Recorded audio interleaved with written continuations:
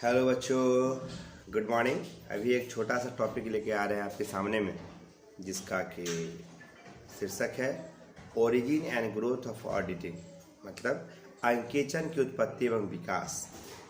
देखिए, अंकेक्षण की उत्पत्ति पर अगर सर्टेन डेट कहा जाए कि इसका जो ऑडिटिंग कब से शुरू हुआ पूरे वर्ल्ड में, दुनिया में, इंडिया में, कहीं भी, तो इसका एक सर्टेन डेट बताना बहुत कठिन काम है। इसका डेट सर्टेन हम लोग नहीं बता, इसका एक निश्चित डेट नहीं पता। पर हम लोग जब इतिहास के पन्नों को उलट के देखते हैं और अपने धर्म ग्रंथों को देखते हैं तो कुछ ना कुछ कहीं ना कहीं से आंकड़ा इकट्ठा होता है। आइए बताते हैं आपको। एक रामायण है जो वाल्मीकि जी रचित है, उसके 100वें अध्याय में, अध्याय कांड के 100वें संसर्ग में यह बात लिखा है कि जब भगवान रामचंद्र जी वनवास से वापस आते हैं, नहीं तो अपने भाई भरत से कहते हैं कि आमदनी और खर्च का ब्यौरा पूछते, बताओ भरत कितना आमदनी खर्च है, नहीं सेना और फौज का हिसाब मांगते हैं। मैंने पूछते हैं कि सेना और फौज की स्थिति क्या है। इसका मतलब उसका कहीं ना कहीं डाटा था, लोग रखते थे कि मेरे पास कुल कितने सैनिक है और कितने फौज में लड़ने वाले सैनिक हैं, कितने किस फ्रंट के सैनिक हैं, उन्हें खाने के फूड्स कितने हैं, भोजन कितने वगैरह। महाभारत में युधिष्ठिर ने अपने भाई नकुल से आदेश दिया था कि सेना में फौज का हिसाब किताब बताओ। महाभारत में नहीं तो महाभारत में भी है और रामायण में भी है। वाह। कौटिल्य उससे बहुत आगे आएंगे। तो कौटिल्य हमारे यहाँ के बेहतरीन अर्थशास्त्री हैं, नहीं अर्थशास्त्र के पिता समझिए, बाप है। उन्होंने प्रशासनिक व्यवस्था पर ज़्यादातर जोर दिया है। उसमें अपने अर्थशास्त्र के सिद्धांत वाली बुक में उन्होंने लिखा है 40 गबन के तरीका को बताया है कि गबन का जो कपट और गबनों का वर्णन किया है, वो 40 प्रकार के गबनों का वर्णन किया है। मौर्य काल में भी चीफ अकाउंटेंट होते थे, गुप्त काल में भी थे और मुगल काल में भी थे। मुगल काल में आएंगे तो अकबर के वित्त मंत्री शायद टोडरमल थे। नहीं, हम तो हिस्ट्री के सर नहीं है, कॉमर्स है, कॉमर्स वालों को नहीं पढ़ना है, बट याद आ रहा है कि अकबर का जो वित्त मंत्री था उसका नाम टोडरमल था। तो फिनांस की बात होती थी, नहीं, और मनुष्य यह सोच ले कि हम अब फिनांस की बात नहीं करेंगे, कॉमर्स से हट ही नहीं सकता। वो जिस सेक्टर में जाएगा, जहाँ भी जाएगा, जहाँ भी ट्रांजेक्शन की बात करेगा, कॉमर्स उसका पीछा निश्चित करेगा। नहीं, जैसे ट्रांजेक्शन करोगे, माया की बात करोगे, रुपया आया गया, तो कॉमर्स आएगा ही आएगा। चलिए, कॉमर्स की उत्पत्ति जो है, हम लोग जो ऑडिटिंग के बारे में जब बात करते हैं तो अंकेक्षण याद होगा 1494 में दोहरा लेखा प्रणाली आई थी, डबल एंट्री सिस्टम आया था, संत लुकास पेसियोली जी ने लेके आया था। तो ऑडिट शब्द जो है वो अंग्रेजी का एक वर्ड है, ऑडिट इंग्लिश का वर्ड है, जो लैटिन भाषा के ऑडायर शब्द से बना है। किससे बना है? ऑडायर शब्द से बना है। ऑडायर का मतलब सुनना, टू हियर। पहले के समय में अंकेक्षक यानी जो हिसाब किताब रखते थे, वो अपने राजा को या कह लीजिए आप जो उसको नौकरी देता था, सेठ को, अपनी बात सुना के कहता था कि सर ये ट्रांजेक्शन है, ये किस किस को क्या क्या दिए हैं, ये सुनाना था, जिसका ऑडायर का मतलब था टू हियर, सुनना। जैसे हम लोग अनुमान लगाते हैं कि ऑडिटेड का मतलब क्या होता है, ऑडायर मतलब सुनना। पहले अंकेक्षक जो थे ये ऑडायर करते थे, सुनाते थे, पर इसका कोई प्रमाण नहीं है, चूँकि लैटिन भाषा से लिया गया तो हम लोग ऐसा बात करते हैं। चलिए, अब आइए इसका ग्रोथ कब हुआ, ये तो हिस्टोरिकल बात है ना। ग्रोथ में बताया है कि 14वीं शताब्दी में, 1494 में, तो संत लुकास 1914 में, बहुत अच्छा बात है, औद्योगिक क्रांति आई थी।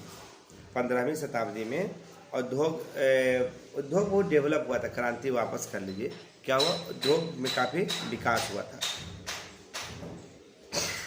तो जब आदमी में इंडस्ट्री बढ़ा तो लिखने, हिसाब रखने का दौर चला। तो उस समय में संत लुकास पेसियोली से पहले लोग अपने आप को लिखते थे, अकाउंटिंग ट्रांजेक्शन्स को लिखते थे, और सिंगल एंट्री टाइप का ट्रेड चल चुका था। लोग जो ट्रांजेक्शन उसको एक लिख देते थे कि अब फलां को सामान दिया, इतना इंपोर्ट आया, रॉ मटेरियल आया, यही लिखते थे। और जब 1494 में संत लुकास पेसियोली ने आया तो उन्होंने डबल एंट्री सिस्टम का आविष्कार किया, दोहरा लेखा प्रणाली का आविष्कार किया, जिसको कि सारा वर्ल्ड मान्यता दे दिया। तो जिस चीज़ को सारा देश मानता है उसका लीगल फ्रेमवर्क हो जाता है, यानी कानूनी मान्यता भी उसको मिल गई।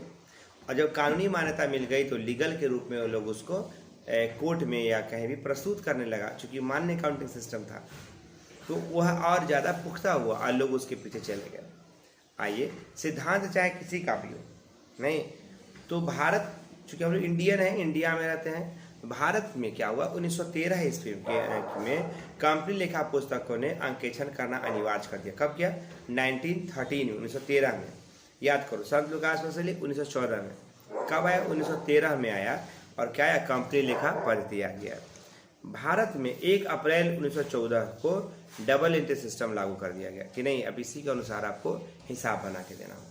मेरे बच्चों याद करो, 13 में मतलब हम लोग का जो कंट्री था वो इंडिपेंडेंट नहीं थे हम लोग, नहीं तो कानून भी हम नहीं बनाए होंगे। क्या आपकी कानून किसी दूसरे ने बनाया? तो उस समय में क्या था कि अंकेक्षण का कार्य इंग्लैंड इंस्टीट्यूट से सनद की डिग्री प्राप्त करने वाले व्यक्ति ही कर सकते थे। मतलब कौन ऑडिटर बनता था 1913 में? जिसकी डिग्री इंग्लैंड से मिलती थी। जो चार्टर्ड अकाउंटेंट अभी है ना, वैसा ही डिग्री इंग्लैंड देता था। सनद मतलब अवार्डेड होना। और 1923 ईस्वी में, उसके बाद 1923 ईस्वी में फिर इंग्लैंड ने ही एक दूसरी संस्था British association of accountant and arts, याद करिए, British association of accountant and auditors, ठीक है, ने स्थापित किया था और ये आगे चल पड़ा। तो फिर क्या हुआ? 1923 वाले इसको भी लोग करने लगे।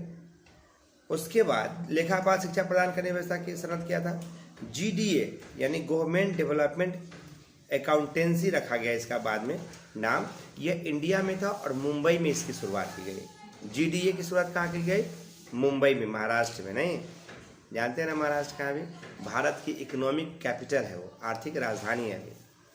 और भारत की राजधानी दिल्ली है, हमारी इकोनॉमिक राजधानी मुंबई है। तो यहाँ पर GDA स्थापित किया गया, मगर चूंकि स्टेट गवर्नमेंट वहाँ इंटरफेयर किया, उसका केंद्र सरकार तो मेरा था नहीं। 1923 में आपके पास केंद्र सरकार नहीं थी। केंद्रीय पॉलिसी चलता था तो वो इंग्लैंड के थ्रू चलता था, माने जिस अंग्रेज का शासन था, मगर उसकी मान्यता मिली बाद में। सन 1932 से 1949 में 1932 में GDA पर केंद्रीय सरकार का नियंत्रण स्थापित हो गया। जो केंद्र में जो गवर्नमेंट जो रेगुलेट करते थे, याद रखिएगा, उस वक्त केंद्र का जो रेगुलेशन सरकार, ऐसा नहीं सोचा कांग्रेस के पास था, बीजेपी के पास था, अपना सरकार 1947 के बाद आया। तो 1932 में जहाँ केंद्र जो था पूरे देश को रेगुलेट करते थे अंग्रेज, उसने उस पर नियंत्रण किया। और 1932 में ऑडिटर सर्टिफिकेट रूल्स बनाए गए तथा उसके अनुसार रजिस्टर्ड अकाउंटेंट की उपाधि देने लगे। जो भी रजिस्टर्ड अकाउंटेंट, मतलब जो लोग यहाँ से पढ़ेंगे उसको अकाउंटेंट की पदवी दी जाएगी और वही बंदा अकाउंटेंट का काम करेंगे। चलिए, बहुत अच्छा जानकारी मिला हमको भी। चलिए, वाह, बहुत अच्छी बात है।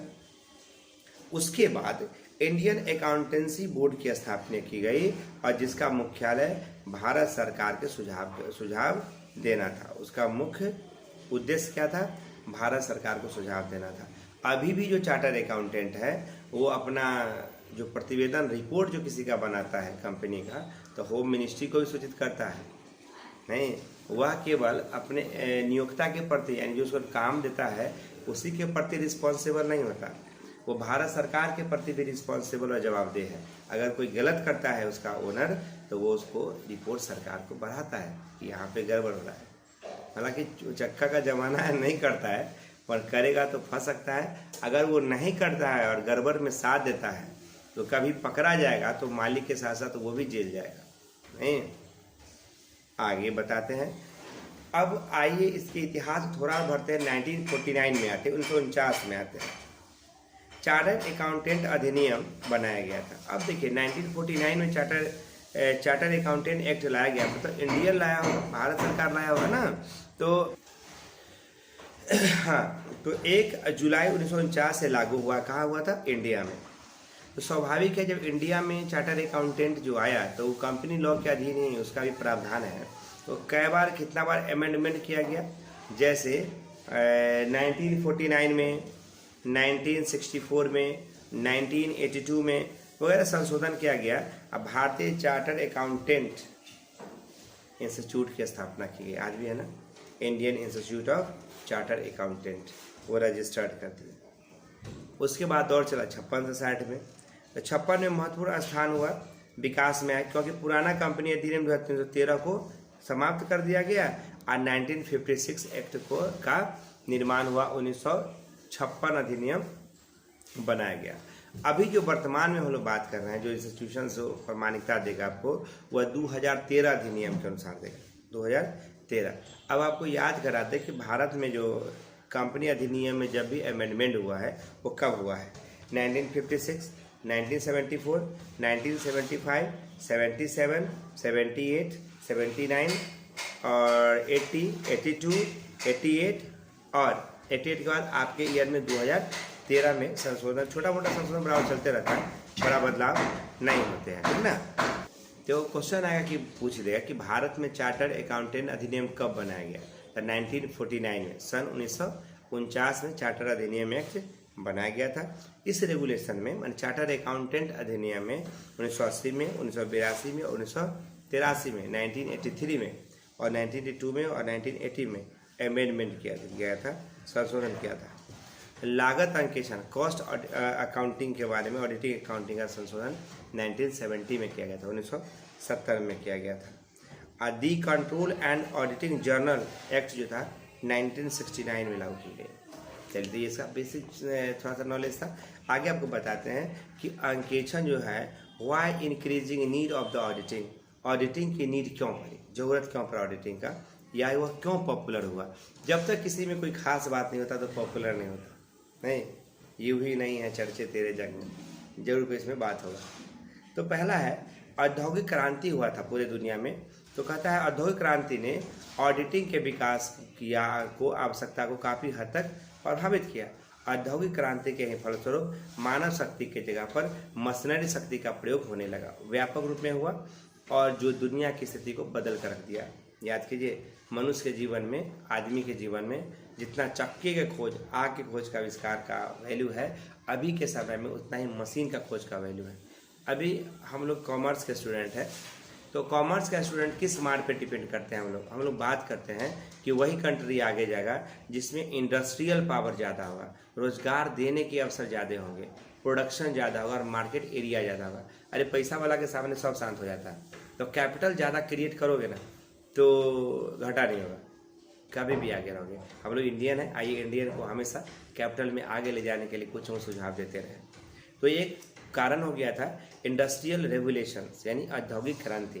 दूसरा जो कारण हुआ था वो social objective of the business, that means व्यवसाय का सामाजिक उद्देश्य, मतलब सामाजिक उद्देश्य पर बल दिया गया और अब व्यवसायी वर्ग यह सोचने के लिए बाध्य हुआ कि सामाजिक उद्देश्यों को ध्यान में रखते हुए लाभार्जन करें, यानी लाभ तो कमाएं मगर समाज को ध्यान में रखें, समाज से गला चाप के आप लाभ नहीं कमाएं। स्वामित्व का प्रबंधन लगा, यानी divorce between ownership and management. पहले जो मालिक होता था वही उसका मैनेजर ओनर होता था, अब अलग हो गया, मालिक का काम कुछ और है, मैनेजमेंट का काम कुछ और है, यानी स्वामित्व किसी और के हाथ में और प्रबंधन किसी और के हाथ में चला गया। तो ऐसे दशा में बेईमानी वगैरह कुछ हो सकता है, तो लोग क्या करता है, ऑडिटिंग की व्यवस्था करके रखता है, अंकेक्षक पकड़ता है। अंकेक्षण रखवाली करने वाला कुत्ता है, शिकारी कुत्ता नहीं, पड़ा है ना। तो बाद में उसके बारे में चर्चा करेंगे, एक वीडियो बनाएंगे उस पर भी। आगे है कि decision of the court law में उसको उसकी मान्यता मिल गई है। न्यायालय के निर्णयों ने भी अंकेक्षण के विकास को काफ़ी हद तक प्रभावित किया है, नहीं। तो न्यायालय में जब मान्यता इसकी मिल गई तो स्वाभाविक है कि लोग उसी लीगल फ्रेमवर्क को मान, जैसे अभी जीएसटी को मान्यता मिला हुआ है, जिसको बिजनेस करना है जीएसटी भरना पड़ेगा, नहीं। उस तरह से पेशे कहता है रेगुलेशन ऑफ प्रोफेशंस, कहता है वर्तमान में प्रत्येक देश में पेशे का नियम हो रहा है। भारत में इस पेशे का नियम the institute of charter accountant से होता है। इस प्रकार पेशे के नियम से भी अंकेक्षण का विकास संभव हुआ है। मतलब आजकल लोग ऑडिटिंग का डिग्री लेके प्रोफेशनल काम उसके कर रहे हैं। और effective of the managed accounting, और उसका प्रभाव भी पड़ता है लेखा कार्यक्रम का।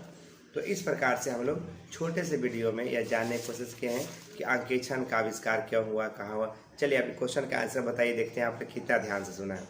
क्वेश्चन है कि when double entry system was invented, मतलब दोहरा लेखा प्रणाली का जन्म कब हुआ। बिना विकल्प का कमेंट में आंसर दीजिए। 1494 में, 1494 में। इंग्लैंड में कंपनी खातों का अंकेक्षण कब अनिवार्य किया गया? When the audit of company auditors was made compulsory in England, England में कब चालू किया गया था? जैसे 1844 में किया गया था, 1844 में। एक क्वेश्चन मैं बताता हूँ जिसका आंसर आप लोग हमको कमेंट बॉक्स में दीजिएगा यूट्यूब में, और देखते हैं कितना बच्चा सही बनाता है। When charter accountant act was established, charter accountant अधिनियम की स्थापना भारत में कब की गई थी? चार्टर अकाउंटेंट की स्थापना कब की गई थी? When charter accountant act was established, charter accountant अधिनियम कब स्थापित किया गया था? ये इंडिया नहीं है, ठीक है, वर्ल्ड में या कहीं भी आपका बुक जो कहता है देख के बताइएगा, जो आपको सर्टिफाई करता हो। आज के लिए इतना ही, थैंक यू, मैसेज जरूर कीजिएगा, धन्यवाद।